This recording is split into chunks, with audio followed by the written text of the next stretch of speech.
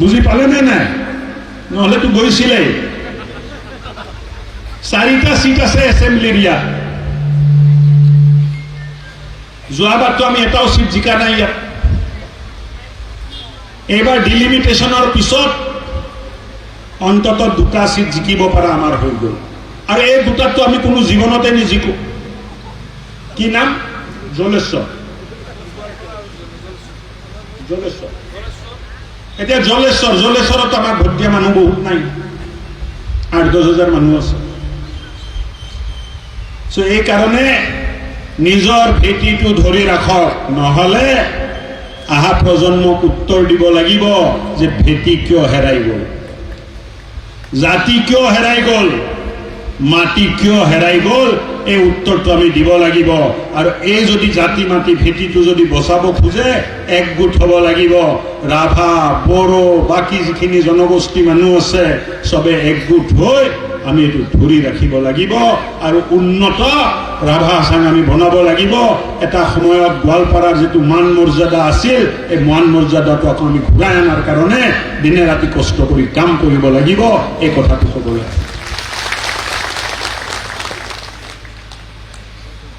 এতিয়া গোৱালপাৰাৰ কথা ক'লে অকল টপিহে চিন্তাত পৰে, দাড়ি চুক মানে চিন্তাত পৰে।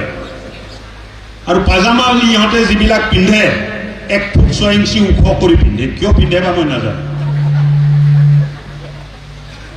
যিয়ে নহওক নিজৰ মানুহক সুৰক্ষিত কৰা দায়িত্ব আপোনালোকে আমাক দিছে। দিল্লী, দিছপুৰ, দুধনৈ সব জাগাত এই কাম আমি কৰিম, কোনো কুণ্ঠাবোধ নকৰাকে কৰিম, আপোনালোকৰ স্বাৰ্থত কৰিম, আপোনালোকৰ লগত থাকি কৰিম, আৰু কোনোদিন আপোচ নকৰি যিটো দায়িত্ব আপোনালোকে দিছে এই দায়িত্ববোৰ আমি সম্পূৰ্ণ কৰিম। ঘটনা, দুৰ্ঘটনা বহুত ঘটে, কিন্তু এটা কথা জানি থব, আমাক বিভাজিত কৰাৰ কাৰণে এটা ষড়যন্ত্ৰ সদায় চলি থাকে। যে কেনেকে ভাষাৰ নামত আমাক বিভক্ত কৰিব পাৰে, কেনেকে ৰাভা আৰু বড়ো মানুহৰ মাজত কাজিয়া লগাই দিব পাৰে, কেনেকে ৰাভা আৰু গাৰো মানুহৰ মাজত কাজিয়া লগাই দিব পাৰে, কেনেকে এই কাজিয়াটো নিৰ্মাণ কৰি। বুজি পালে নে নাই? নহলেতো গৈছিলেই। 4টা সিট আছে এসেম্বলিৰ ইয়াত। যোৱাবাৰতো আমি এটাও সিট জিকা নাই ইয়াত। এইবাৰ ডিলিমিটেশনৰ পিছত অন্তত 2টা সিট জিকিব পৰা আমাৰ হৈ গ'ল। আৰু এই 2টাতো আমি কোনো জীৱনতে নিজিকো। কি নাম? জলেশ্বৰ। জলেশ্বৰ। এতিয়া জলেশ্বৰত আমাৰ ভোট দিয়া মানুহ বহুত নাই, 8-10 হাজাৰ মানুহ আছে। এই কাৰণে নিজৰ ভেটিটো ধৰি ৰাখক, নহলে আহা প্ৰজন্মক উত্তৰ দিব লাগিব যে ভেটি কিয় হেৰাই গ'ল, জাতি কিয় হেৰাই গ'ল, মাটি কিয় হেৰাই গ'ল, এই উত্তৰটো আমি দিব লাগিব। আৰু এই যদি জাতি মাটি ভেটিটো যদি বচাব খোজে একগোট হ'ব লাগিব। ৰাভা, বড়ো, বাকী যিখিনি জনগোষ্ঠী মানুহ আছে সবে একগোট হৈ আমি এইটো ধৰি ৰাখিব লাগিব। আৰু উন্নত ৰাভা আসাম আমি বনাব লাগিব। এটা সময়ত গোৱালপাৰাৰ যিটো মান মৰ্যাদা আছিল, এই মান মৰ্যাদাটো আকৌ আমি ঘূৰাই অনাৰ কাৰণে দিনে ৰাতি কষ্ট কৰি কাম কৰিব লাগিব। এই কথাটো ক'বলৈ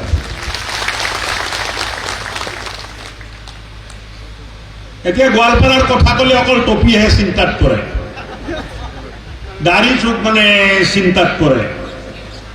আৰু পাজামা ইহঁতে যিবিলাক পিন্ধে 1 ফুট 6 ইঞ্চি ওখ কৰি পিন্ধে, কিয় পিন্ধে বা মই নাজানো। যিয়ে নহওক নিজৰ মানুহক সুৰক্ষিত কৰা দায়িত্ব আপোনালোকে আমাক দিছে।